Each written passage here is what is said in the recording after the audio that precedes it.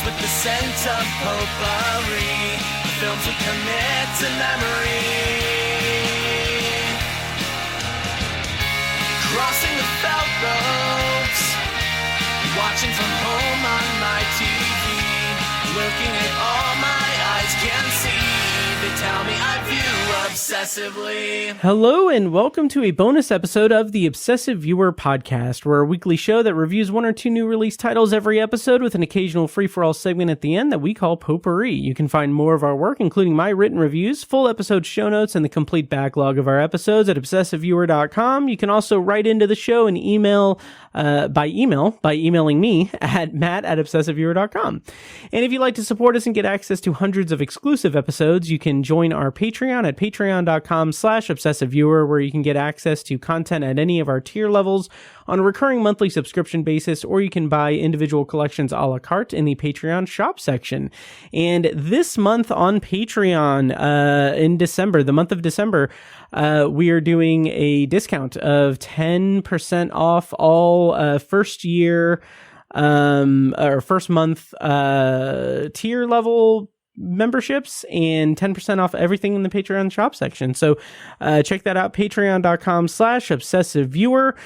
I'm your host, Matt Hurd, and you can find me on social media, including Letterboxd, at the username of Obsessive Viewer. And like I said, this is a bonus episode, and all we're going to be doing today is going through a Patreon, or not Patreon, but a potpourri style back and forth about movies that we have watched for awards consideration. And joining me for that is my friend and IFJA colleague, Joe Shearer, who can be found at Joe R. Shearer on Letterboxd, and frequently writes for Midwest Film Journal. He's one of the founding members of the IFJA, so I'm honored to have him on. Joe, how is it going? Well, thank you. That's very nice, and I'm doing very well. Nice.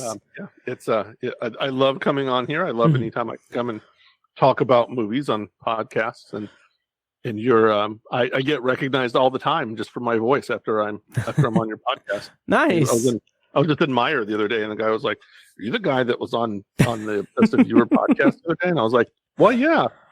I am going to pretend that you're telling the truth just for my ego. Really happened, but, yeah. It could have happened. It could have. You never know. I do sometimes have those thoughts where it's like, and this is my ego. This is 100% ego driven everything. But like, I'll go outside every now and then. And when I do, I have headphones in and I'll be listening to podcasts, like all the time, or music or whatever. And I just kind of think like, I wonder, like, if anyone's listening to one of my podcasts right now, like, I have this weird thing. This is a tangent, but, like, I have this weird thing where it's like, I wonder how close I am to someone. If someone is listening to my podcast right now, I wonder how close I am in proximity to them. Like, if it's, like, hundreds of miles or however far. I don't know. It's a weird thing. I don't know if that makes any sense, but it's an ego thing. I have a big ego. You want to know how many people you are away from Kevin Bacon listening to your podcast. Exactly. Yeah. Kevin, thank you for listening. Join Patreon. So I think he's busy. Yeah. He might come on the show. He might, yeah. Yeah, we're gonna get Kevin Bacon on. Yeah. So Joe, we're in the midst of awards season. Yeah, by the time people are listening to this, our nominations are going to be coming out. We're meeting as a group on Saturday to hash out the awards and vote and award our winners for the year. So it's a very, very busy time. So I very much appreciate you taking the time to chat with me. But it's also an exciting time. We talked a little bit about it on Patreon in our B-roll episode, but overall, how are you feeling about award season this year? And also, how do you feel about the IFJA? Can you tell the listeners about the IFJA? Well, yeah. So we are both members of the Indiana Film Journalists Association. I think that you said that, maybe. Probably. I believe there's 25 of us now, 24 of us. Mm-hmm. We've been around since 2009. I think you mentioned I'm one of the founding members. Mm-hmm. There were 6 of us in 2009 that during a time of upheaval and shifting roles in kind of journalism in general, and particularly in the Indianapolis area, Mhm.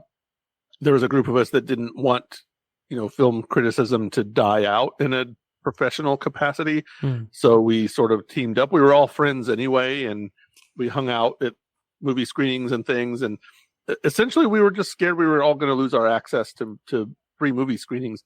So we formed this group, and we decided to give out awards. And it seems like every year we grow just a little bit. And we're adding a few members every year, and then we just like those people ostensibly bring new wrinkles and new ideas to the fold, and Mhm. we've grown to both in terms of the number of awards we give out, and we actually give out a physical award as well. Yeah. We have a statue that we give out every year for the Hoosier Award.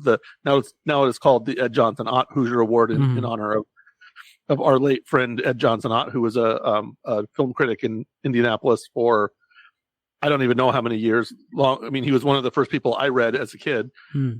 So, and it was certainly a pleasure to be counted among his friends, colleagues, and acquaintances. He was a wonderful guy. And so we named the award after him after he passed away a few years back. And we give a statue out to people.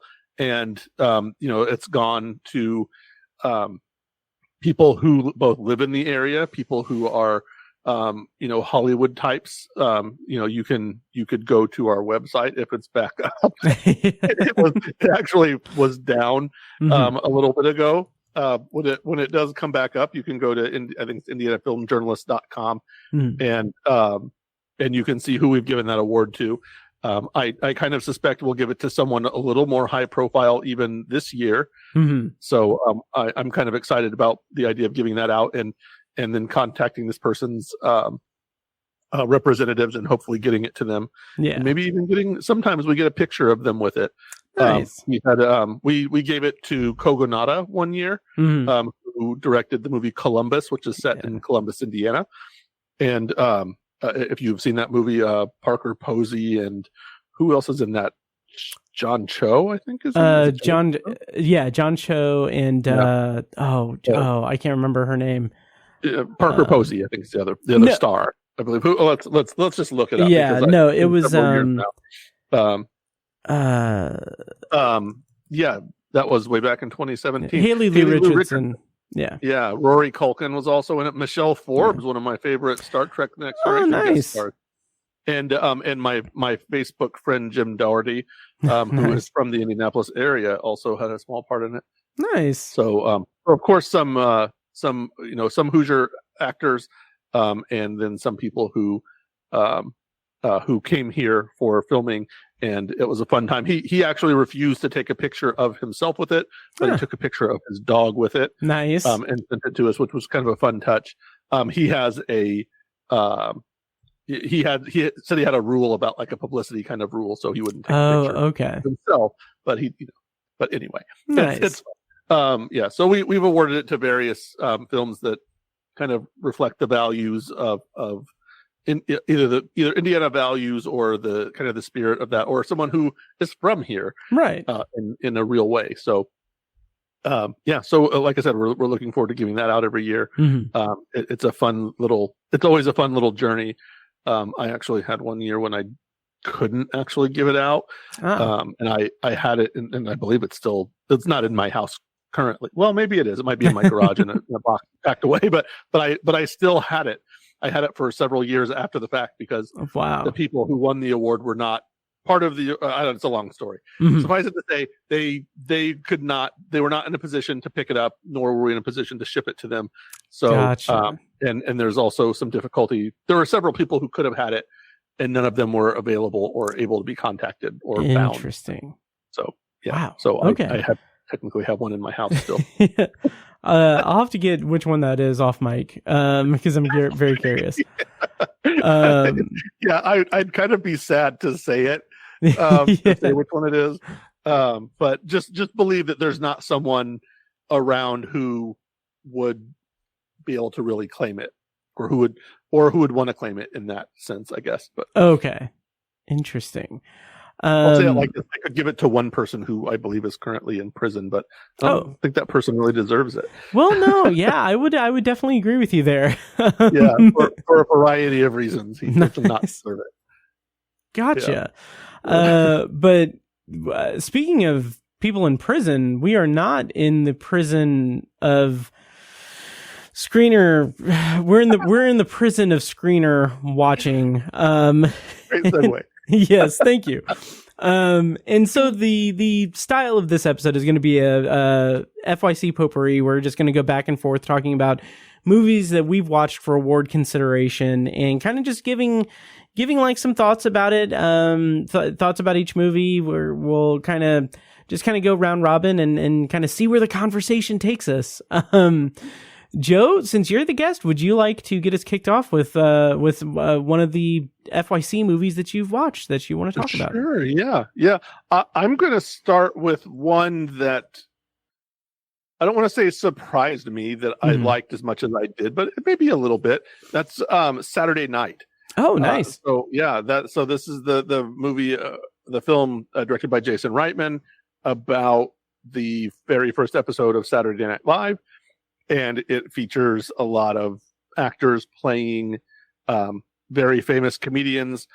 It's a fun sort of that. It's got that, I don't know, that avant-garde style of like we're running around and everything is manic and it's crazy and here's a lot of people complaining and and there's like all this drama and everything is busy and then but it was such a fun movie. I had such a great time with it. And in this job, if you want to call it that, there's a lot of movies that are self-important, I guess. Yeah. There's movies about, really solemn kind of topics and depressing things and major historical events and, horrible things, a lot of times.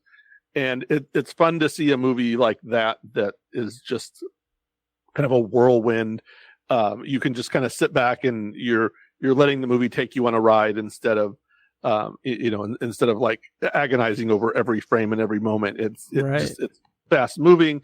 It felt like a light movie, even though it was doing a lot of different things and establishing a lot of different things. And it was just a fun time. That's a movie I definitely recommend people watch.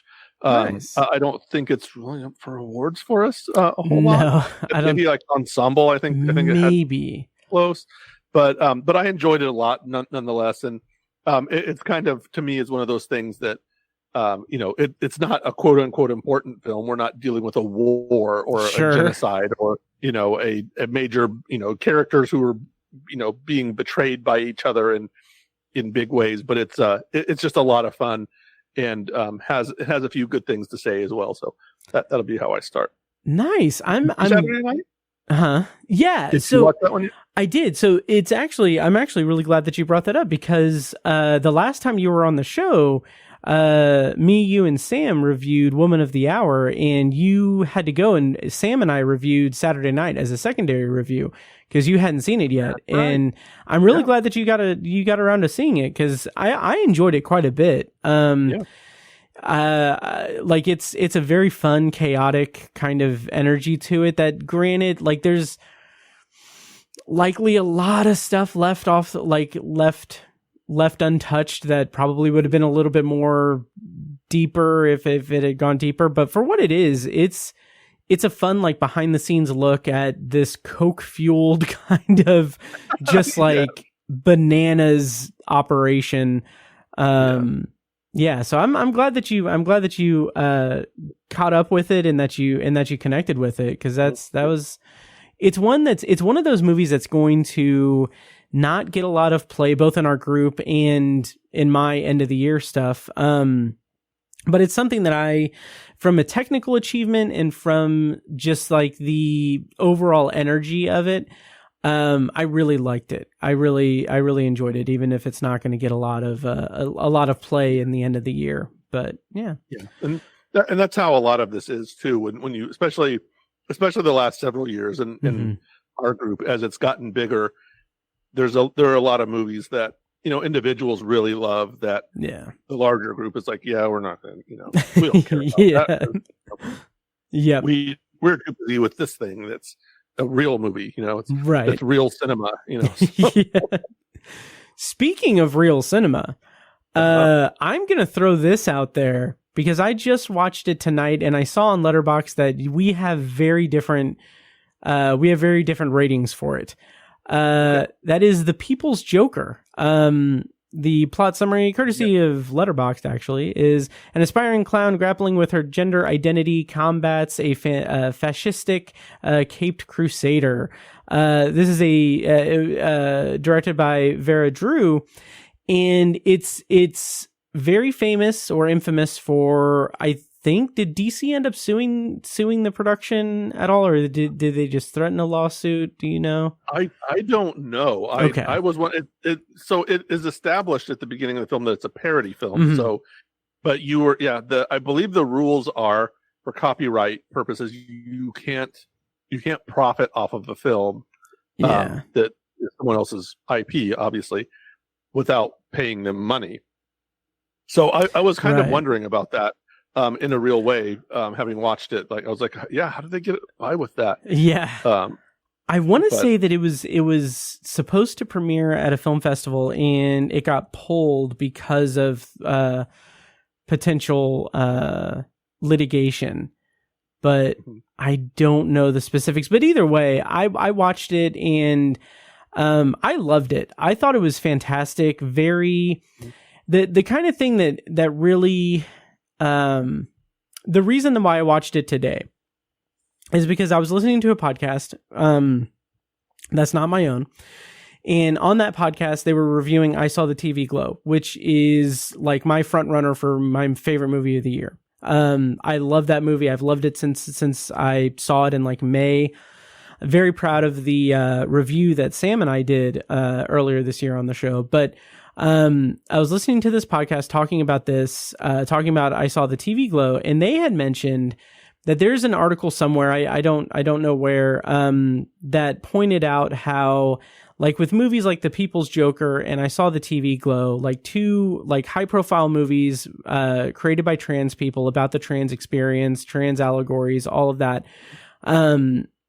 The essay posited that we're kind of going to potentially see the trans equivalent of the queer new wave of the 90s, and the combination of The People's Joker and I Saw the TV Glow, both of those movies have such distinct styles and such weird offbeat visualizations that I think really, really tap into what I'm assuming is supposed to be an on-screen representation of what it's like to feel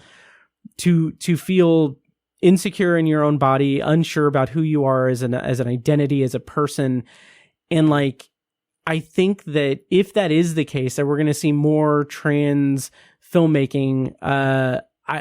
It's these two examples, and I know there have been others in recent years and everything, but these two in particular are just I'm gobsmacked by the visualization, the uniqueness, the creativity of it, and I'm very I'm just all in. And I really like that The People's Joker and I Saw the TV Glow are kind of different sides of the same kind of coin, because I Saw the TV Glow ends in such a heartbreaking and just very thought-provoking way, when this is a more of a celebratory coming out story, The People's Joker. So yeah. And I want to be properly sensitive when I say why I didn't love them as much. It certainly isn't for the themes that they portray, because I was excited to see both of them, and I had heard from if not you directly, you and several of our friends who also were watching those, and was excited to watch them. And I was impressed with a lot of things with both of those movies. Okay. I ultimately didn't like The People's Joker as much, and I feel, and honestly, I'm the same way with I Saw the TV Glow. That I didn't, in the end, I didn't love it because I felt like it didn't do enough. It didn't go far enough So that's, Interesting. I guess, is my critique of it, and I'll be vague, is in as much as I can just come up with this off the cuff. Sure. I can, because I certainly do hope that it ushers in kind of that, as you said, a queer new wave, that where there are more stories like this, because I certainly thought they were both very cool ideas. Some of the, and I'll just knock them both at the same time. I saw the TV Glow, I thought was maybe a little too on the nose at times. Okay. Which maybe isn't a bad thing in some cases, but it just, where I was at the moment, I was kind of like, I don't know. It's, like I certainly didn't want to just say, oh, it was a great movie because of those things. Right. But I absolutely admired those things in both of those movies. The visual style, obviously, with The People's Joker, they're operating under budget constraints too, but it felt, I don't know, too rushed at times. And I think that, and I don't know, and I'm probably judging it unfairly in some ways because of the kind of movie it is. This is not a major Hollywood film by any stretch of the imagination, nor as I saw the TV Glow, right? To be honest, but just some of the things, just some of the imagery in it, some of the metaphors in it, I just felt like it could have been better, and that's kind of my critique of it. And The People's Joker, to me, it's a miracle that it exists, that it was shown and given to us in that way. And you're right, and I agree with you in wondering how that happened, because this is not DC creating this movie. And right. These are certainly DC characters. This is the Joker. This is, well, I mean, it's a character purporting to be the Joker, the Batman Joker, and Batman is a character in this movie. And there are lots of little Easter eggs about other things, about DC Universe and DC movies and DC comic stuff, and so there's a lot to like. And I would 100% tell anybody, like, don't take my I gave it 2 stars. I think I saw the TV Glow maybe at 2.5 or 3. Okay. I would certainly encourage anybody who wants to watch either of those movies to watch them, and feel free to tell me how wrong I am. I certainly am willing to be wrong about them, and eager even to be wrong about them. Right. I do like I do love the themes that they address. I just feel like they could have used a little more something panache, if I want to say that, to do it. And that's pretty fair. And it's funny because I saw the TV Glow. I'm planning on rewatching that at some point very soon, because I haven't seen it since the theater. But like, there is some elements of it that are definitely on the nose. But like, I came away from that just thinking about how great it was as a way to be simultaneously a love letter to, like that era of television, even like just kids horror genre shows in the 90s. And the way that the movie just bridged that for me is like this cis heterosexual guy, not having the life experience of like either of these filmmakers in either of these movies. It's just such an interesting portal into just like their viewpoint, and both of these having such unique and interesting flair to them in terms of the production design, and like it's just like, it is just kind of just really really impressive to me. So yeah, and I agree. I absolutely agree with that. And I saw the TV Glow especially has this sort of dreamlike quality to it. That's really just appealing and fun. So these may certainly kind of prove out to be important films. Even if I didn't necessarily just like them completely on their own merits. I do think they're certainly important to encouraging more trans people to make films like this that that are not your typical Hollywood. We're going to we are so accepting of everyone. Look at these poor downtrodden folk that we are accepting of, like that kind of self-serious stuff that kind of happens sometimes. Right. Or there's just a comedy, right? Where it's like, oh, look at this person, look at this boy who dresses like a girl, look how funny they are. Right. It goes far beyond that, and is a much deeper kind of experience. And I certainly on those levels I enjoyed both of those movies quite a bit. But as an overall film, excuse me, getting choked up. I was getting a little emotional. But on the whole, I as an entire kind of finished product, I just recognized things that I felt like could have been better. So that was sort of my whole rationale. Gotcha. Please go watch those movies. Whether you're interested in trans issues or not, watch those movies. Yeah. If you are interested in them, you'll enjoy it on some level, and if you're not, maybe you'll learn something. Exactly. Exactly. And that's the reason why we do the things that we do. Like, that's just exposing ourselves to different viewpoints. Yep. Speaking of different viewpoints, what viewer stuff do you want to point to for a movie that you've watched for awards consideration? You're trying hard with these segues. One day I will be good at these. Yeah. You know what? I want to talk about the movie that none of us want to talk about. And that includes me. And that movie is The Apprentice. Oh, okay. Yes. Yeah. So I watched that movie, and I feel like this movie is a victim of poor timing. But very poor timing. It's a very good movie. Let me just say that I was more or less riveted most of the time.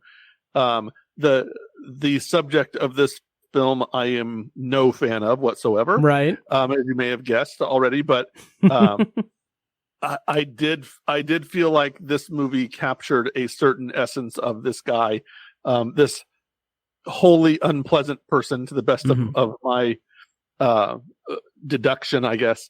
The person's Donald Trump, obviously, our president-elect.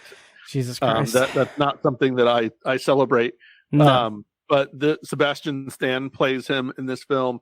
It covers his sort of, I guess you could call it, upbringing as a business person, as a public figure, as a scumbag. If we want to go all of those ways. And I thought it was pretty fascinating. And let me say this, that it kind of, maybe a little bit, if you don't like this guy, if you're like me and you don't like this guy, and you think that and you wonder how people could be attracted to him politically or in whatever way, I think this movie does a good job of kind of interpreting why. Not because it paints him as someone who's charismatic, because honestly he's really not. No. He really just sort of like blunders into everything that he does and kind of trips over himself and falls into a vat of gold. And that's sort of how this movie paints him, in a way that he had I don't know, I won't get too much into it, I guess, but suffice it to say,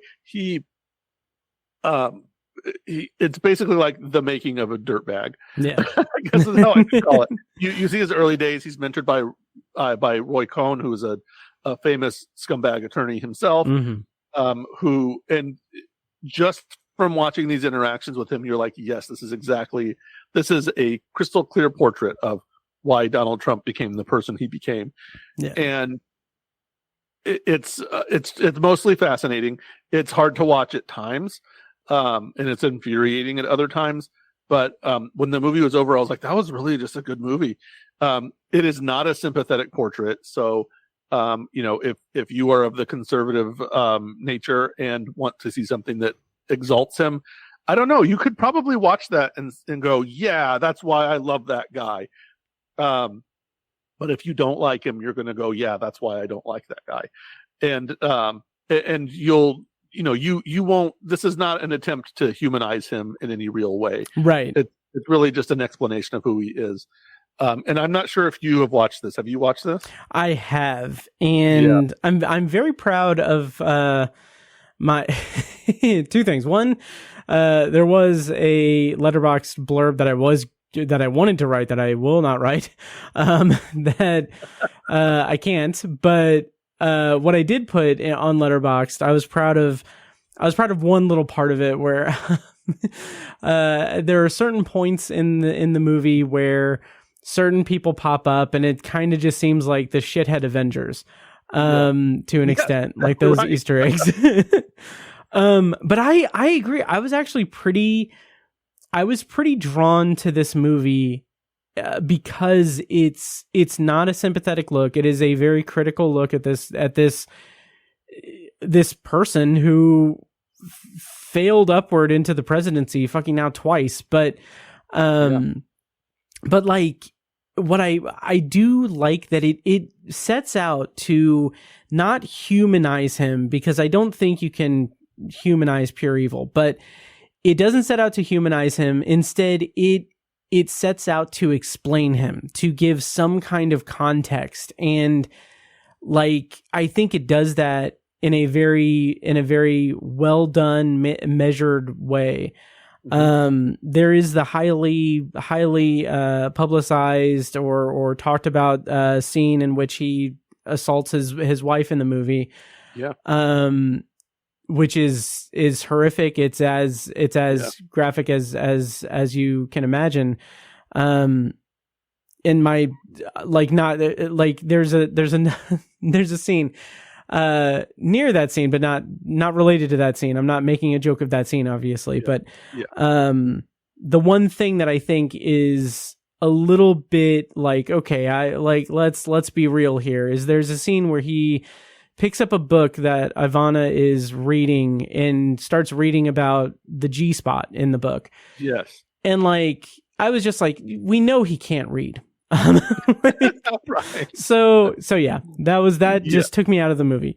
That scene is, I think we should call that the centerpiece of the movie. Yeah, because it is sort of like him crossing into irredeemable territory, right? It's like, not that he had done anything really worthwhile, or I mean, I don't know. I guess you could call building Trump Tower worthwhile in some sense, right? Like, it's a goal. Yeah. And it, in some way, it did improve the New York skyline, right? He took this old hotel, and this is sort of like the driving force of the movie is his goal. It's like going to be his crowning achievement, is what he feels like, and everybody tells him he's crazy.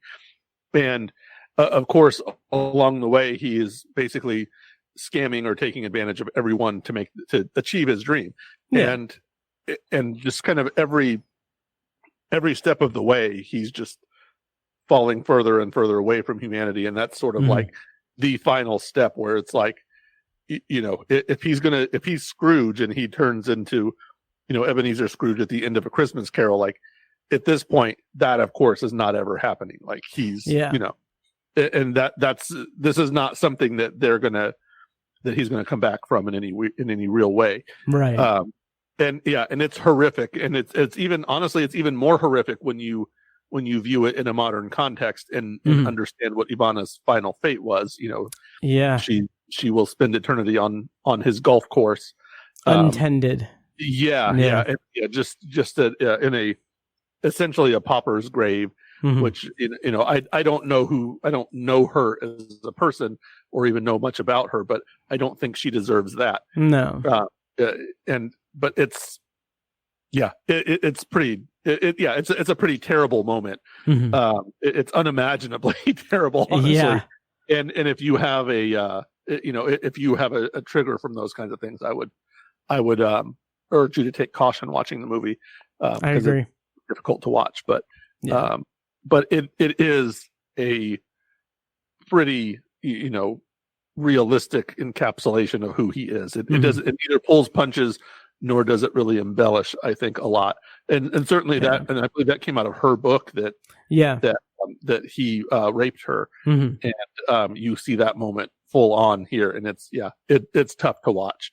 But yes, it's.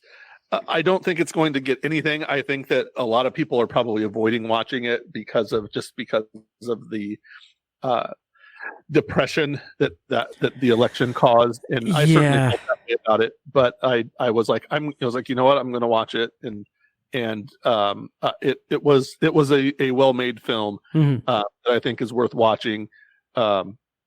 Certainly, if you voted for Donald Trump, you should watch it and get a better understanding of who you voted for. And if you didn't, if you didn't, number one, if you didn't vote at all, you should watch it twice. Yes. And if you voted against him, as I did, it is a good film to understand who he is. Yeah, I will hold. Well, I don't know. I was gonna say, if they've had 9-10 years to reckon with what they voted for. I can't it. Yeah, I don't know. It's so, that was the thing that I kind of was going into with, like, this could have been like a nice kind of epilogue to Trumpism, but yes, the sea shifted too much. Seems it's only going to be another chapter. Yep. So can't wait to see the Apprentice 2. So, well, I imagine that there will a bizarro version of that movie will come out. Yeah. At some point that that exalts him, and Dennis Quaid will play him or something. Yeah. Jesus. But on a similar note, I want for my next one to talk about another Sebastian Stan performance. A Different Man, directed by Aaron Schimberg.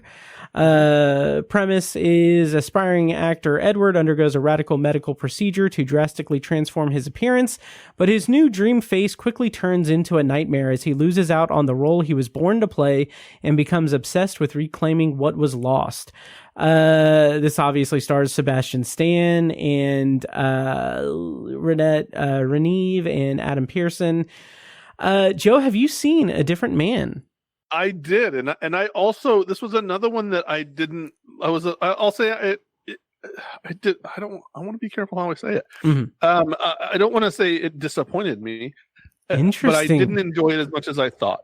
It was one I thought that I would enjoy more than I did after once it was over. I was like, oh, okay. It was. I'll say it was okay. It didn't have the impact on me that I wanted it to, and I'm not really sure why. I don't know if there were flaws in what I would call flaws in the narrative, or the acting was good, and certainly when I saw the trailer for it, I was like, oh yeah, that really looks like a good movie. And when I watched it, I was just like, well, it was okay. But it didn't have the impact I wanted to on me. I don't know that it was emotional enough in some ways, or maybe that I didn't find the story interesting enough. I don't know. I'm sort of mystified by that one. Wow. But there's a lot of these this year that a lot of my friends, including you, talked up a whole lot, and then I watched it and was like, oh, okay. It was certainly another movie. Yeah, what the fuck is Matt talking about? No, I totally get that, and that's something that it happens every year. Like, that's the kind of thing that, like, that's one of the great things about what we do, is like the differing opinions and everything. With A Different Man, I rated it 4.5 stars. I loved it. And it's one of those movies that I find interesting that this movie came out this year. Like, this year gave us A Different Man and The Substance. Two wildly different movies, but both about transforming yourself into what you deem to be a more presentable version of yourself. But it's from both of these movies explored that from the two genders, like a masculine and feminine viewpoint. And I think that that's really interesting to me. And what I really found really just incredibly compelling and moving about A Different Man was the way that Sebastian Stan and his character go through the whole it's that tried and true thing. And maybe this is something that kind of like I Saw the TV Glow is a little bit on the nose, but it's about like, not like you can change as much as you can about yourself, but you can't change yourself unless you're changing yourself, which is a word salad way of saying that like he's like, it's Sebastian Stan. Like he has like in the beginning of the movie, he has like the tumors, the deformities on his face. And like throughout the movie, he gets that cleared out for through an experimental drug. And what I find so fascinating about it is that it's not like, oh, he's now going to go through life and experience like people, interacting with him or what, but like his reaction to becoming a different man is to become a different man. Yes. And just like the psychological subtext of that, where he has like that kind of self-hatred or disillusionment to where he just creates an entirely different identity for himself, it's something that like throughout the rest of the movie is focused on so well when Oswald comes into the picture, played by Adam Pearson, who is someone who is just completely opposite from Edward in that he is like, he has like the medical condition. I'm not sure what it is, but he has that in real life and everything, but he is so comfortable with himself and in his own skin that he like, there's that like seething, just like conflict between the two men that's one-sided. And it's because it's Sebastian Stan's character not being willing to live with himself as he needs to work on himself. And I just found that to be just so utterly compelling. And the performance by Sebastian Stan was absolutely phenomenal. Yeah. He's really, coming into his own, but not, but I mean, there's the Apprentice that we just talked about. He was in Fresh, I think. I think that came out earlier this year. Like, or was it early this year? Last year. Yeah, it was last year on Hulu. And those, I can say whatever I want about the quality of the films overall, but he's really moving past just being the Winter Soldier. Yeah, and I think that's I think that's really cool. Me too. As much as I love the Marvel movies, I'm glad that he's he's not going to be Bucky because now he's Donald Trump. Yeah, and now he's this guy. He's Edward, making such such interesting choices. He's making you're right. He's making a lot of interesting career choices, role choices. And I think it's going to pay off for him.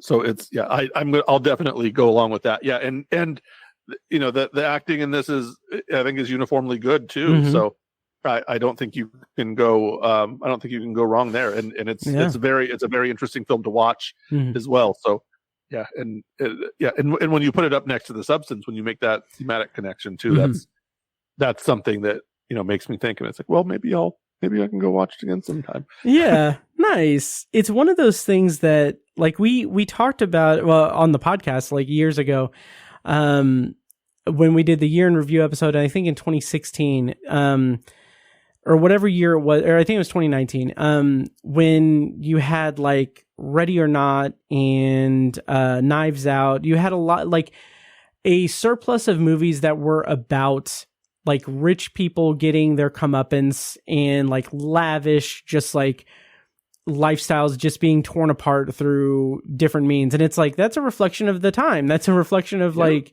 that's like, I mean, that was in some cases a reflection of like Trumpism and stuff in certain respects. But like, it's just really interesting to see this year having very just like big, audacious, like movies, examples of movies that deal with self-perception and body dysmorphia in some respects, and like not being comfortable in your skin. I think that's just, I don't know what commentary it's saying about our lives or our society, but I think it's interesting that trend is there. Yeah. Well, and we're and number one, we're post-COVID also. Yeah. Where, and I think there's certainly when you're including The Substance, I think that there's in some ways there's a certain attitude about, you could say vaccinations or, pharmaceuticals, drugs in general. And, there are certainly social constructs that are changing, and we're trying to evolve into a more accepting culture, right? So, yeah. You're talking, in this case, you're talking about this condition that like you said, Adam Pearson has in real life, and Sebastian Stan had for this movie. They both had for this movie. That there certainly is a pressure for people who don't have these sorts of conditions, whereas in the past, these people would have been certainly subject to bullying and taunts and teases and things of that nature. And our general attitude, as a society now, is to be more accepting of people than that. Yeah.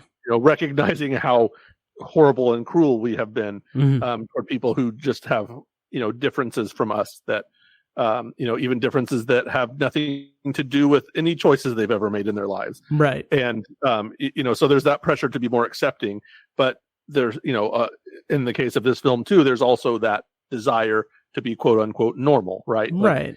And this is in a way, I guess, a horror story about that wish fulfillment, and the bad things that can come from it. And I think that's what some of this film was saying. It's certainly part of the substance as well. And there has been a bit of a rise in body horror type films on a bigger level. I don't know that I'd call this movie body horror. It's maybe anti-body horror. I don't know. It's almost the opposite way. It's almost going the opposite direction, right? But there's just it's interesting as a society going through these little phases and stages, and it's pretty fascinating to watch. Yeah, absolutely. So that's A Different Man. And Joe, what do you have next? Well, let me see.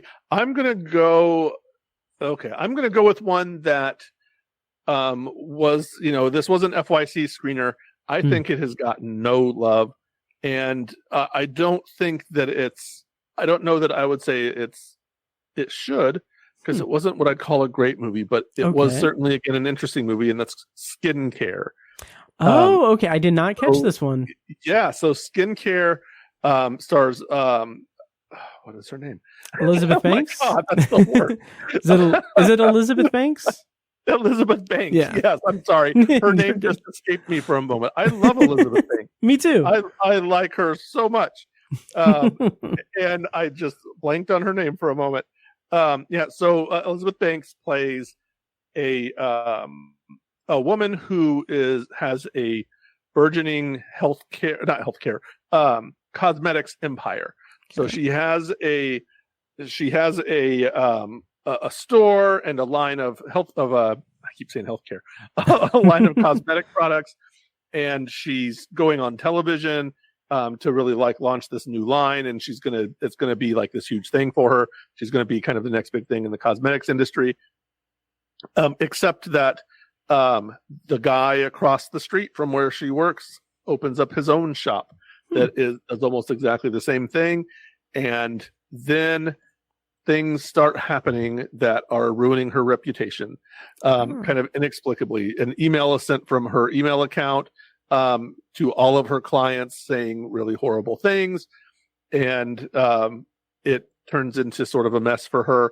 And it's one of those movies where just everything that can go wrong does, and the more those things go wrong and even more wrong, kind of the wilder things get. So it sort of fizzles out, but it's kind of, for me, again, this season is a reminder of the promise that a lot of things have, and this movie had a whole lot of promise as far as just being a crazy kind of balls out film about two people with their own makeup shops. Sure. And there's also, of course, there's elements of the American dream, so to speak, and meeting or realizing your own dreams, and kind of how close we are to losing everything at any particular moment. Yeah. And it says a few things. Like I said, it's not what I'd call a great movie. I don't know that anyone even tried to nominate it for anything in our group. I don't think so. I don't even know how many people watched it, but I had been trying to watch it for a while and finally got to a point where I could, and I watched it, and I was like, nice. yeah, I was. And this is kind of the thing about Elizabeth Banks movies, the movies that she is the star of.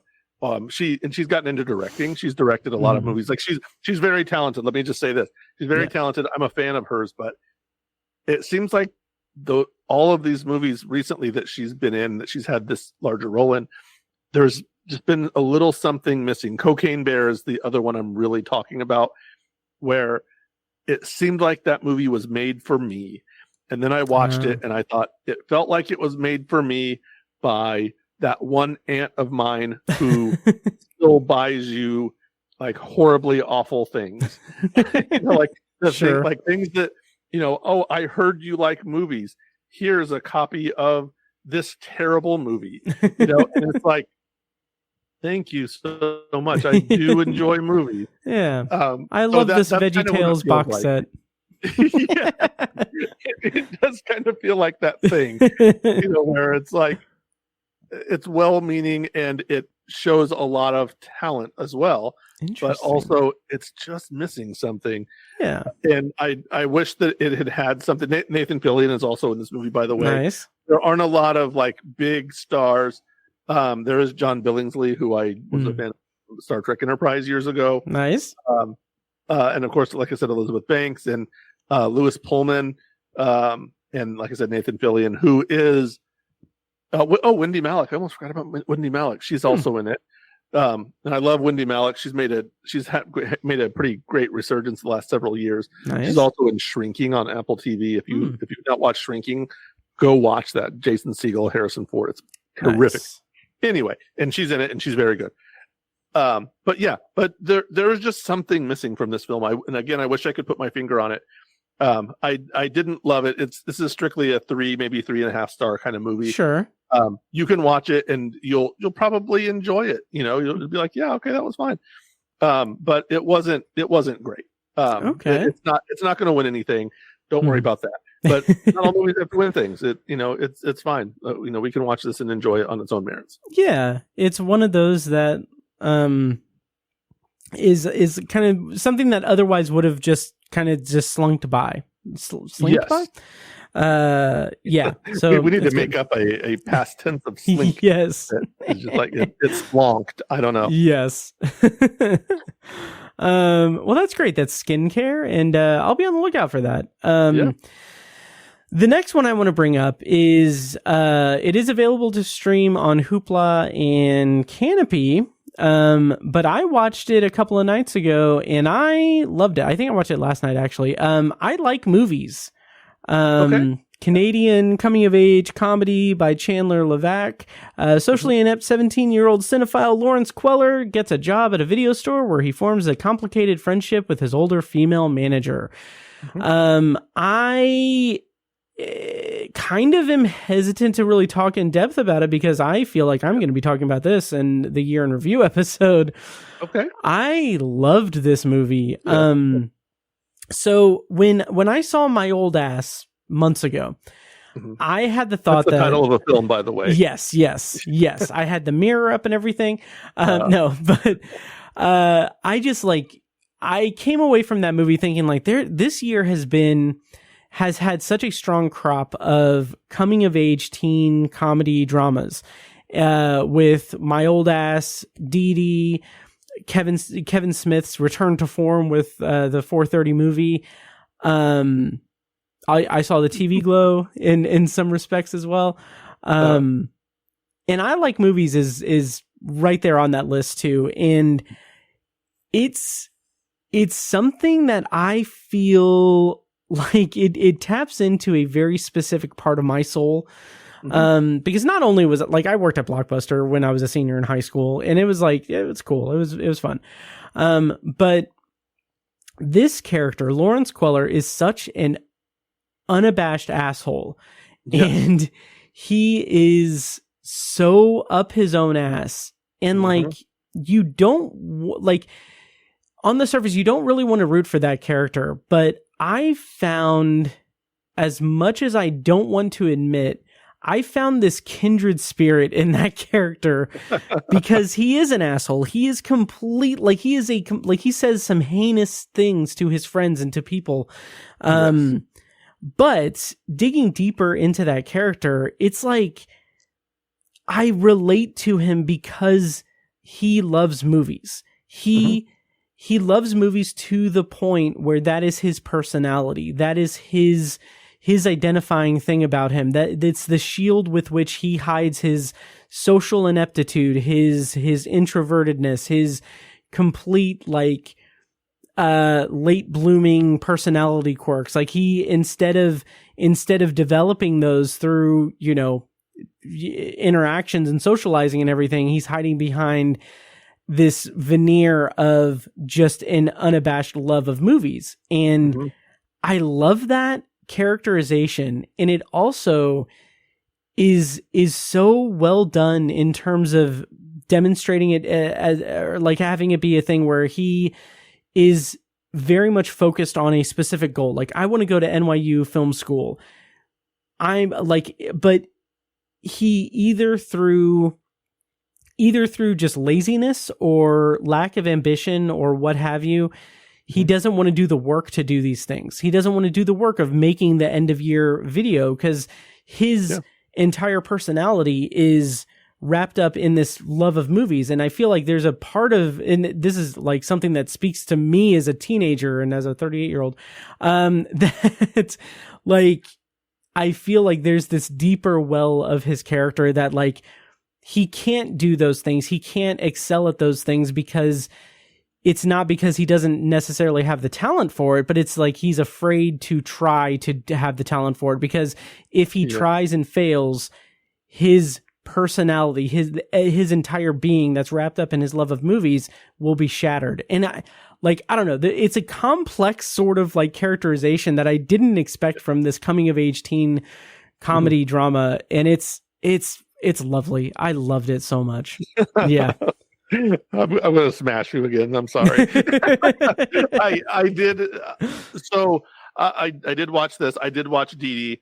Nice. And what was it? Oh, My Old Ass was the other one. My Old Ass. Yeah. Which is funny. I didn't consider My Old Ass when I watched this and Dee Dee, but I definitely put this and Dee Dee in the same boat, in the same category. They're different films in a lot of ways, but they're thematically similar in a lot of ways. And, like you said, teenagers up their own ass in ways that are unpleasant for the people around them. And that this sort of did the opposite for me. And it made me sort of feel bad. I saw we see ourselves in the main characters and characters of the film so much. And I saw myself in this, in the worst way that I possibly could have. And I thought, my God, was I like that? Was I that as a teenager? And I think the answer is no. But I hope the answer is no, my God. But yeah, I had a limit as to what I could excuse in behavior from him and from other people. And the same goes for Dee Dee. I'll be honest. I'll just compare these two together. Okay. So Dee Dee is similar just in that the main character is of a similar age and sort of a similar temperament. He doesn't care about movies the way that the way that Lawrence does, but he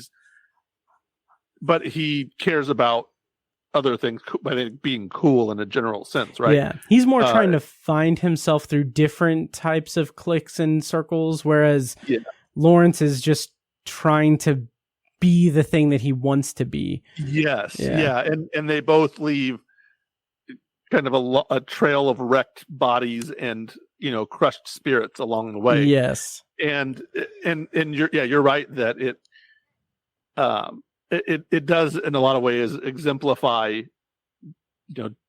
being a teenager, childhood in a way, I guess, coming of age, in that I think we all do things like this, but not in such an intentional way, the way that those two characters do. and it just hurt my soul in those ways. But yeah, so this definitely falls into that category of movies that I thought I would love a lot more than I actually did. But I really enjoyed for a while the relationship between Lawrence and I don't remember her name. The manager at the store. And she was, Alana.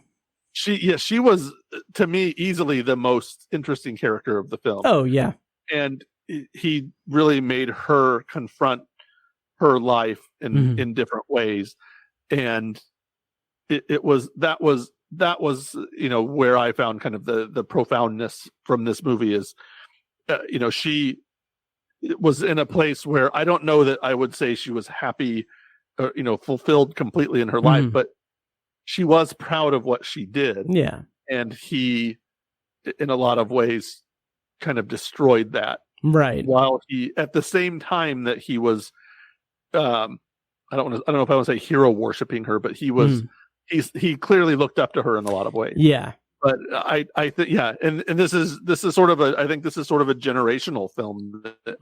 This exemplifies what old timers might be like. This is what's wrong with today's youth. And I don't think he speaks for a generation. I don't think the character Lawrence speaks for a generation, but he sort of toward the end almost felt like a caricature of that to me. Okay. And it kind of made me sad, but also I think that's what this movie was designed to do. Yeah. So in that way, it did. It did a great job of that. But this is again another very interesting film. Again, the way movies are being made and what they're about is shifting a bit. Yeah. And this is one where the main character has a certain magnetism, but isn't necessarily somebody we like in a full way. And I think that's I think that exemplifies this. And again, there are parallel scenes in this film that there is with Dee Dee, where a person that our protagonist looks up to, they say extraordinarily hurtful things to them. Yes. And well, I don't want to say more than that, but they say extraordinarily hurtful things to them in an unrepentant sort of way. And and that hit too close to home. I see. In a way where I felt just more ashamed than anything. So So but again, this is maybe, let me say it like this, maybe this is the most fascinating movie of the year to me. Oh, interesting. Certainly one of them, just because of the things that they do in it. But yeah, that's about all I have to say about it. Yeah, so there's one thing that this is maybe inside baseball for us, but I don't know if he's going to be listening to this, but I really want our friend Sam to watch this movie. Oh yeah. Yeah. I thought he had already. I don't know if he has or not. I don't think he has, because there's a joke right at the beginning that I was watching and I was like, oh, Sam needs to see this. It's when Lawrence is in the video store and he sees this couple, this very pregnant lady and her husband or significant other, they're looking through the things and he's just like, hey, do you guys want a comedy? And he picks up Happiness by Todd Solondz. Yes, and he starts discussing in depth what it's about. Yes, yeah. And it's just I want Sam to see this movie just for that one scene, because he's a big champion for that movie, and he and I talked about it on the podcast at one point. But it just of all the movies, that was such a great entry point to the movie for me. Okay, I know what personality type this character is, and I was along for the ride. I also had a very stupid moment where an early scene has Lawrence going into the video store, and he his mom is like, okay, you can rent one movie, and then he's walking up to the register with a basket of 7 movies. And I had this ping of nostalgia. Like, oh, I miss those days when, you know, I could get like 7 movies and watch them through a weekend. And I'm like, it's Saturday night and I'm watching like my 8th screener for award season. Like, right. That's not a nostalgia. It's my life now.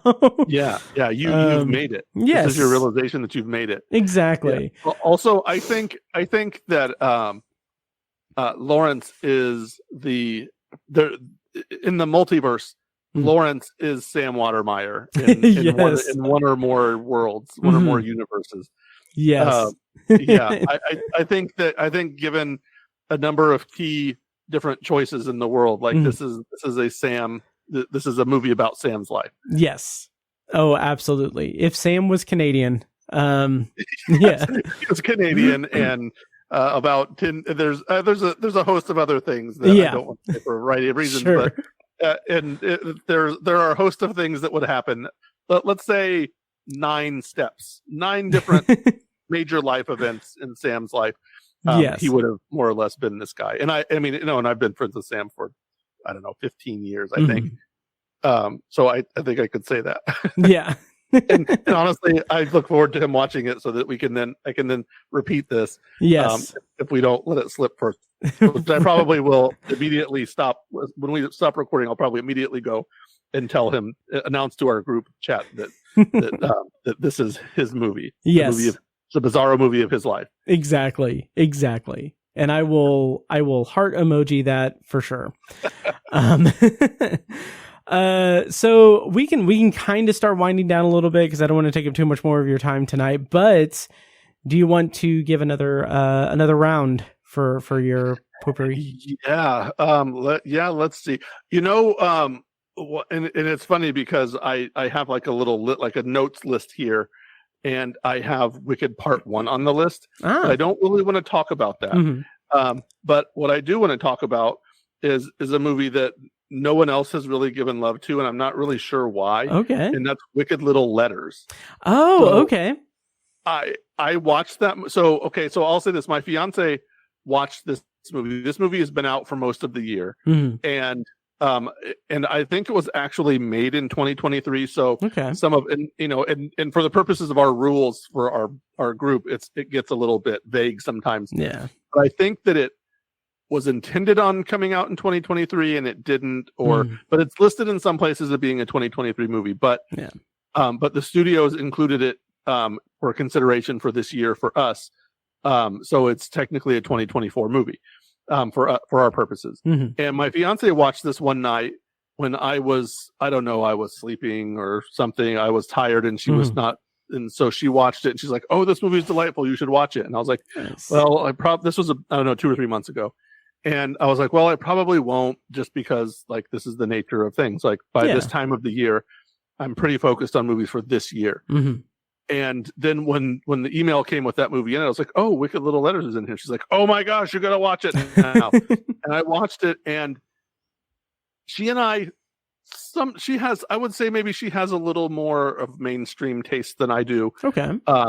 And as with lots of people, I generally take, "Oh, you got to watch this movie" with a grain of salt. With almost everybody that I encounter. And I certainly did that with her. And I was just like, "Yeah, sure." I mean, it's like, it's very British. It's, it's like, female empowerment kind of movie. I was like, "Yeah, of course, you'll like that. Maybe I'll like it. I don't know." And I watched it and my God, was it delightful. Nice. It's got Olivia Colman. It's got Timothy Spall from who I know best from Enchanted as the, I don't know what you call him. He was the Susan Sarandon's, female or her witch queen character's sidekick, the one that she like was in love with her and she sort of like slapped him around. He gave Giselle the apple. Anyway, and I'm trying to now remember who the other person was. Jessie Buckley. Jessie Buckley, that's her name. And she was fantastic. Nice. Everybody was fantastic. So the gist of it is that Olivia Colman's character is a very proper English woman who lives with her father, and she, of course, these are all very proper type people, and she begins getting letters, very obscene letters, and she's what we would call being harassed by these letters. Mm-hmm. She just every couple of days gets another letter, and it has, words that a proper English person of some esteem would not ever think about, much less say. And this comes in the wake of the falling out she had with her friend. This is Jessie Buckley's character named Rose Gooding, Mm-hmm. who was a single mother. She's what they would probably have called a loose woman back in those days. She drank, she hung out in bars and told dirty jokes, and she swore a lot. And she's that type of person that proper English people would shun and would certainly not be seen around. But the two of them form a friendship, and then they have a falling out, and then these letters come. And so Edith is Olivia Colman's character's name. She assumes that these letters are coming from her, from Rose. And so she gets the police involved, and they arrest her. And so the rest of the film is basically sort of a low-key whodunit. Like, she's in these letters. Why? And, to what end? And, and it really tests the kind of limits of friendship and civility. And it is just a delight. Every moment of that movie is a delight, and is fun, and is funny in that sort of wicked little way. Like, and it makes these, of course, in today's, films, we hear all sorts of language, but for some reason these, and it's pretty solid off-color language they use here. Nice. But given the time frame of this film, which I believe is, I don't know, I think it's like the 1920s or something. Mm-hmm. It would have been particularly scandalous just to hear them, nice. And to hear these words, and it just makes it that much funnier to me. And I really wanted this to get a little more play. Mm-hmm. I wish that it had gotten a little more attention. I wish maybe I had pushed it a little bit to encourage people to watch it. But sure. Go check this movie out. I think you can watch it on Netflix right now. I think so. And it is just a fun time. It tells a great story, as I said, of it's female empowerment. There's a character who's a woman who's a police officer. So and she's a woman of, I believe, of Indian descent. And when she introduces herself to people, she calls herself female police officer, and as her name, it's like female police officer Moss, and it's just such and she of course has her own she's on the receiving end of her own disrespect kind of perpetually, and she's not taken seriously, as are none of the women in this film. None of them are taken seriously in a real way, and it really is a modern film with modern sensibilities that takes place in, obviously well into the past, and a period before these things were really in vogue, so to speak. And it's a movie I think everyone should watch, who enjoys humor of any kind, or issues involving women, or issues involving men, or if you are a man or a woman, or anywhere in between, or anywhere on that spectrum, you should watch this. Nice. That's Wicked Little Letters, and it is on Netflix. Nice. I am going to talk about this. I'm hesitant to talk about it because it's so massive and epic, but it's The Brutalist.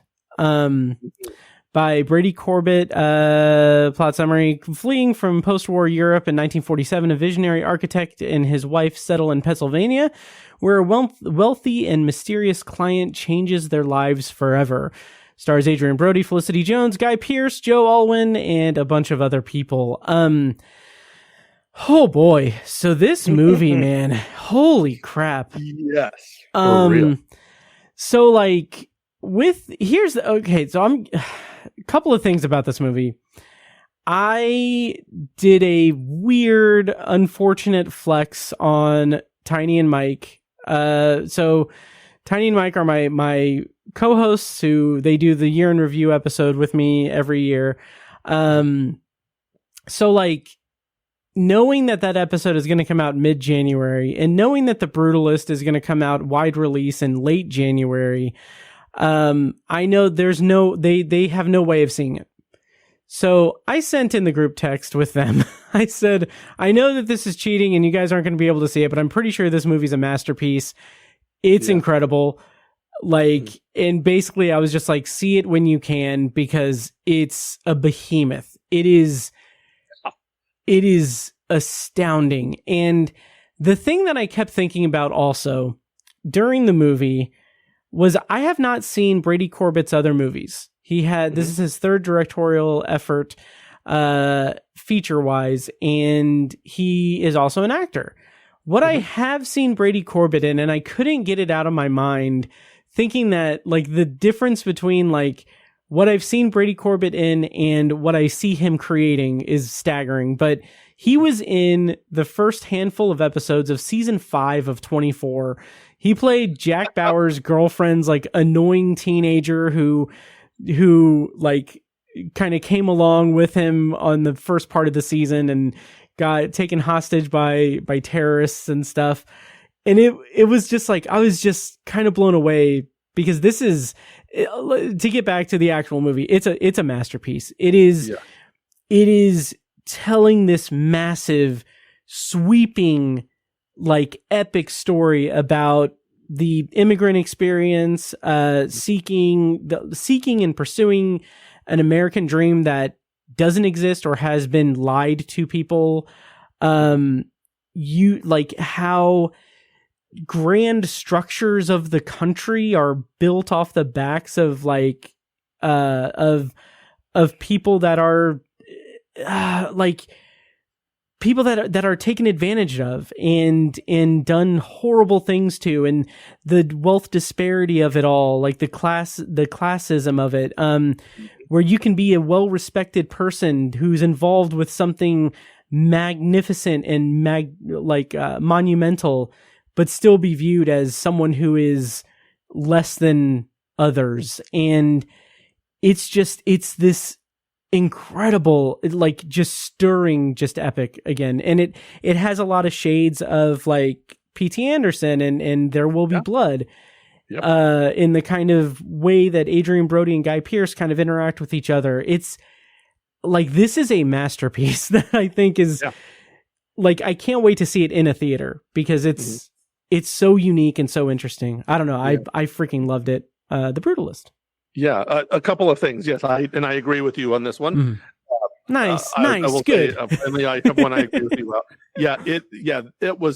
This movie is, There Will Be Blood is. I was just sitting there thinking about. I was like, oh my God, There Will Be Blood. That's what it is. It's like that's this film's contemporary. Yes, and I will go so far as to say, in terms of quality and scale. Paul Thomas Anderson is in a class by himself, but this is certainly, I would call Brady Corbett's attempt to replicate P.T. Anderson and There Will Be Blood in some ways, and I think he largely succeeds. I agree. And you're right. This movie is so, that when I started watching this, it came on, and this is probably a story for the ages, at least among our friend group, that the story of us getting access to this film the day before our deadline, and everyone absolutely scrambling. We had 3 films. This one is 3 hours and 20 minutes, and we literally had 24 hours to watch 3 movies. I somehow managed to do all 3. I did too. I was in a Friday and a Saturday. Yeah.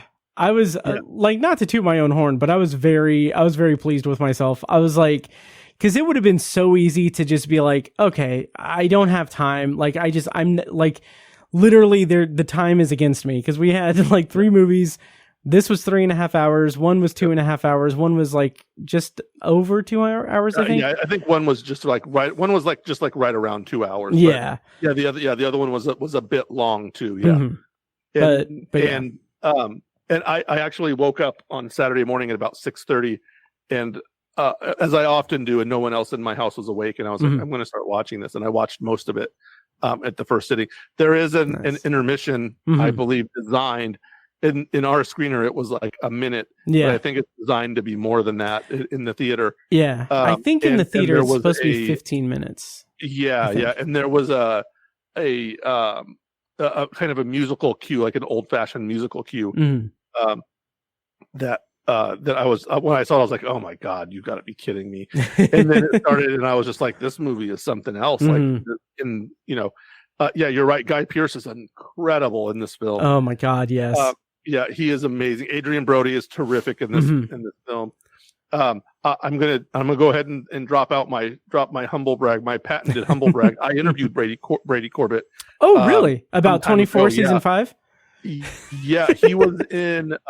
He acted in the remake of Funny Games, Michael Haneke's Funny Games. Oh yeah, okay. And I interviewed him for that. Nice. And at the time I was a little. I don't want to say put out, because that's not the right word. Because whenever I had interviews, I was always excited about them. Oh yeah. But he was at that time probably the lowest profile person in that film among the principals. We had Tim Roth and was Naomi Watts in that? Naomi Watts, yeah. And I was blanking on her name. I'm getting old. I love Naomi Watts so much, and I just can't remember her name. Her and Elizabeth Banks, and I can't remember those names. I can't just come up with those names in a second. Is heartbreaking. But he was pretty fascinating, and we talked about Funny Games, which is a conversation unto itself. If you've never seen Funny Games, the German version or the Americanized remake, watch them. Either of them, watch them both. It is a absolute exercise in frustration, and they are fantastic. Michael Haneke did both of them. He just did one in English with American quote unquote let's say Hollywood actors. Yeah. I wouldn't call either of those two principals American, because they're not. but yeah, so they're both. I couldn't say even one is better than the other.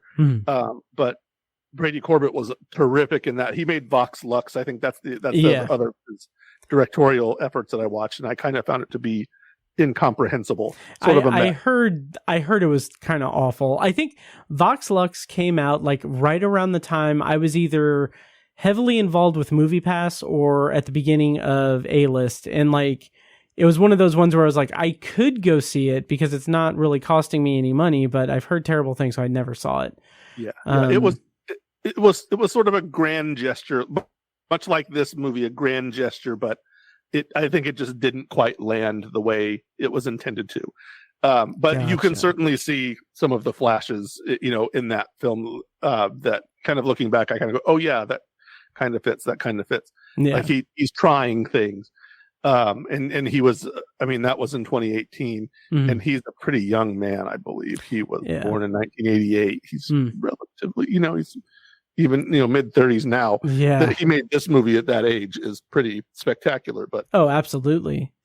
Yeah. But this is a movie that, listen, be patient, just be ready at the beginning to sit down and go, this is going to be an odyssey. Yes. And it is. It really is, man. Yeah. Yeah. All of those things you said about class and, immigration status and all of that stuff is all just spot on. Yeah. It is just, and again, a movie that has wide reaching implications to today, that just the way that Americans treat people from other countries, it's unconscionable. I'll just say it like that. Unconscionable. Yep. And that's certainly reflected in this. And there's a moment, again, I'm not going to give it away. There's sort of a turning point in this movie that is like, I didn't see that coming. Same here. Yeah, and I know you know exactly what I'm talking about.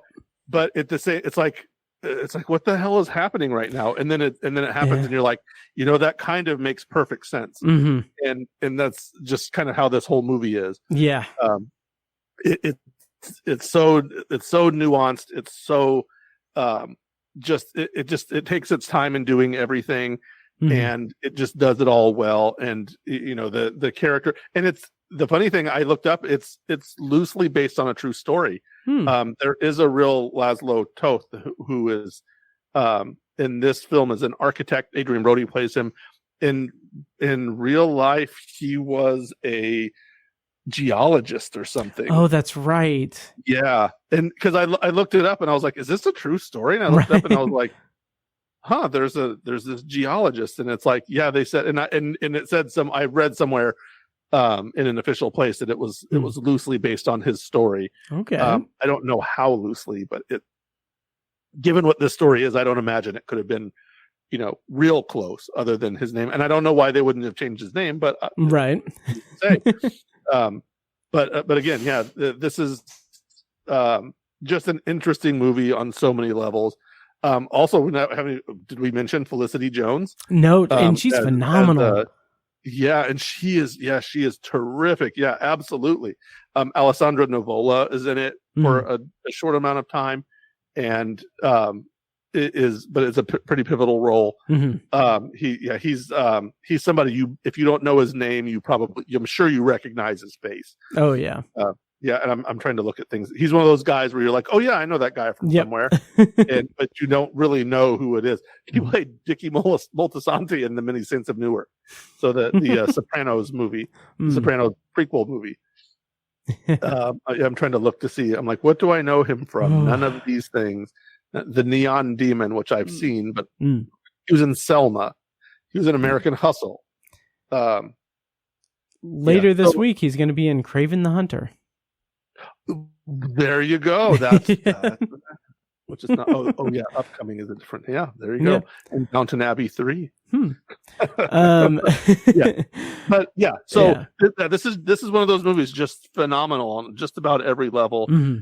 If you don't like long movies, then I don't know what to say for you, but this is one of those that is very long, but well worth every second. It doesn't feel like it. It takes a long time to get where it's going, but it is never boring. And I'm very glad that I watched it. Me too. I think it's maybe it's outside of my top 10 right now, but just outside of my top 10. Nice. And really, my top 8 to 10, maybe 12 are almost interchangeable right now at this point. So this whole year has been pretty remarkable. Like I feel like I say that every year, but this year, I've got on my top 10, I have 3 5-star movies, and the rest are going to be 4.5 stars. And I don't know if I can really remember off the top of my head, like a year where I had like 3 5-star movies. One of which is a movie I don't know if I'll ever see again because it was so the body horror, the Substance. The Substance, The Substance is my number 1 actually. Nice. Just as a spoiler at the moment, nice. But and I don't have any 5-star movies, but I have a whole lot of 4.5s. Nice. I probably have more 4.5s this year than I ever have, which is weird because I was in that group about July or August, and I was like, there really just hasn't been that many good movies this year. Like, it's just not really a great year. But I have a whole lot of 4.5-star movies now that we're winding down that season, and there's probably still a bunch yet to come. So it's I think don't let anybody tell you it's a bad year for movies. Unless you're like, I want 8 Marvel movies every year, right? If you want a bunch of visual effects heavy blockbusters, I've been a little disappointed by some of those. That we've talked about them mostly off camera, but or off mic.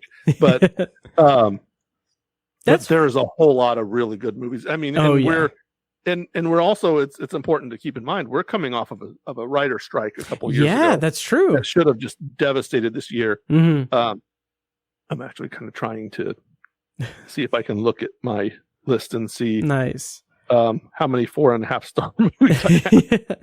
Well, that's one of the things that I like. So over the last year, I've made such an effort since last November, one full calendar year. I've made an effort to do an episode of the show every week. Most of them being 2 movie reviews each episode. So part of that is just me keeping up with all the movies that are coming out this year and everything. And part of it is I want people who are listening to this podcast to be like, well, okay. Yeah, I know that there's going to be a certain amount of people, like the general audience of people who don't have a list, who don't go see movies every week, who don't watch dozens of screeners at the end of the year. I don't want them to come away from it thinking like, oh, Moana 2 and which I know you liked, Moana 2 and like Gladiator 2. Oh, Mufasa. Okay, this year sucked. It's like, no, there are incredible movies that came out this year, and so. Yeah, absolutely. There are, and I would say some of the blockbusters are maybe a letdown, but man, there's a there's a whole lot of good stuff out there. Yeah, and and we haven't even talked about a lot of it, a lot of them. But I will say I have 12 4.5-star movies on my list at the moment. Nice. And I watched 127 movies so far this year. From this year that were released, that are what we call 2024 releases. Yeah. How many was that? 12 4.5-star films. Oh no, yeah. How many from this year? Out of 127. Nice. And okay. Counting, because I'm going to watch. Yeah. I have watched 137 from this year. Nice, very nice. Yeah. And to me, sometimes that ends up being half of the fun. Is just like, oh yeah, you want to be as comprehensive as you can. And listen, you cannot watch everything. No, it's impossible. Roger Ebert at his peak was not watching everything that was made. Right. It is just not possible. My top single year in terms of just numbers, I watched 202 movies in, I want to say 2021. Let me go to my list and I'll tell you, because it's right here. I saw 128 last year, so I'm going to break that record, hopefully. Nice. 2020, I saw 202. That's the most films from a single year I ever saw in a calendar year. And there still are plenty of movies where they're like, oh, well, what'd you think about this? And I'm like, oh, I didn't see that. Oh, yeah. Like, what? Like how often do you get that? What? You didn't see that? Right. And it's like, and I was like, you can't watch everything, and I saw 202 films in 2020, and I still missed. There's probably 20 movies that I still could have watched, that people will give me that reaction. Like, 100%. Yeah. Do you want to start winding down and give one final movie from this season that you've watched that you want to talk about? Yeah.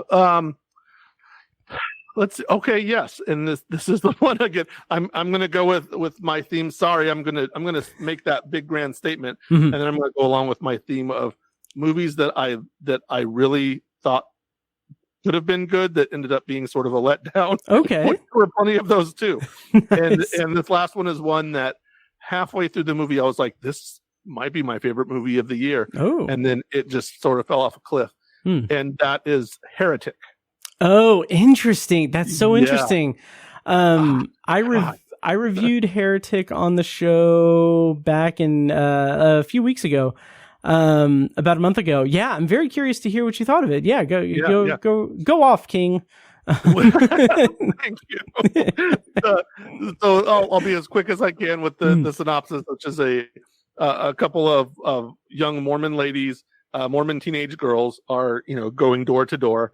And they, come up to the door of a gentleman played by Hugh Grant, who found the role of his life. Let me tell you. He welcomes them in to discuss what Jesus can do for him, and it turns into a horror show, a literal horror show, sort of a nightmare scenario, and they go through. It is just an absolute cat and mouse game that they go through with between these two groups. The girls soon become uncomfortable because he's very interested in hearing everything they have to say. He mentions his wife, who is in the other room, but somehow for some reason can never come out to actually greet them. And it's very obvious that he's lying. It's I would say the first half is just a tremendous cat and mouse game, and where there's this lovely metaphor for religions that he compares to Monopoly and and board games, and it is so fantastic. And then it sort of devolves into this mess of things, of just kind of horror movie tropes, and basically like we have to end this in some way. And the ending, I don't want to say redeems, but it is maybe a slight tick upward, but also has its own little problems.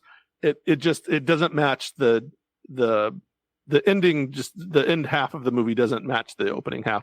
Yeah. And I don't know if it ever could have, but I wish there was an alternate world where they maybe gave that script one more pass and really cleaned up some of the problems. Because it was funny, because we got halfway through, and I said to my fiance, I said, if the rest of the movie is just this game continuing, and then Hugh Grant just is like, okay, well, you guys can leave now, and they just like walk out the door in the end, I would have been like, this would be my favorite movie of the year. This would absolutely be my favorite movie of the year if that's what happened. That's not what happened, unfortunately. No. Spoiler, but it's not a spoiler to say that, but I think you know that wasn't going to happen. But it would have been just such a fun ending to that movie, that just nothing really happens, and it's just basically three people bickering over religion and the nature of religion and the realities of religion for an hour and a half. Yeah. But it started off so well, and I was so in on that movie, and then it just kind of lost me with a lot of strange things that just kind of go down. So yeah, that is my theme of the day. Those are the movies I've mentioned. But also, yes, it's a very good year for movies. Yeah. Well, even though I don't know 5 of the movies we talked about, I'm like, I just didn't like it that much. Sure. But yeah, Heretic, like, I recommend going back and listening to my review of it, but like to kind of bounce off of what you said just really quick. It is so interesting how evenly divided that movie is. Like how much it goes into just a completely different realm than what it was at the beginning. And I said this in my review, but like when it makes that turn, I was in the theater and I kind of like peeked at my phone thinking like, okay, now we're like 30 minutes in.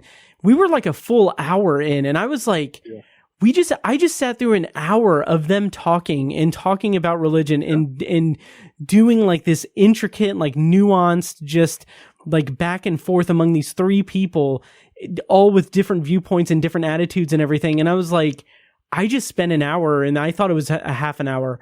And I was like, that is such good writing. It is incredibly well acted.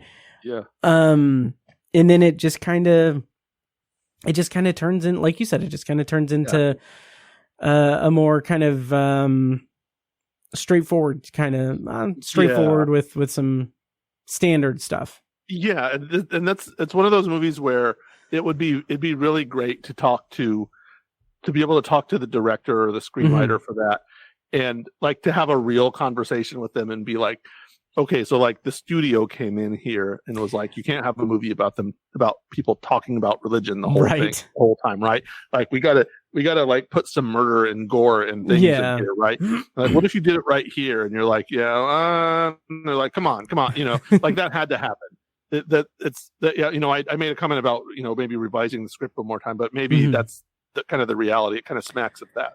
Yeah, I agree. They were like, we need some, this is a horror movie. We need some, we need some scary situations. Put a scare in right here, and we need some gore, and we need some this and this and this.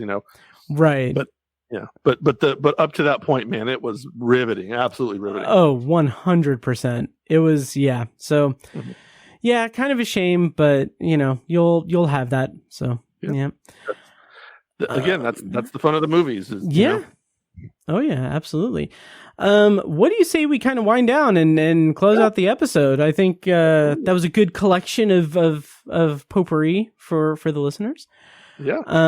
Nice. Why don't you go ahead and tell people where they can find you online and what you've got coming up again, in terms of any film writing or anything?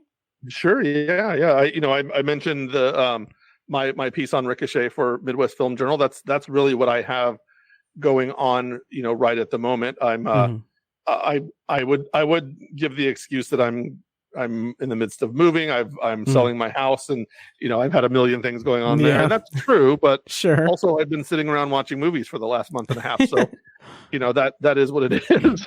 I haven't necessarily written about them, so but you've been duty bound to watch them. Yeah, but it's and it's part of the gig that I've chosen here, and it's a fun time, but it is great to be able to come and talk about stuff. But like I said, I say this every time you come visit me on Letterboxd. Joe R. Shearer is my handle, which is also my name.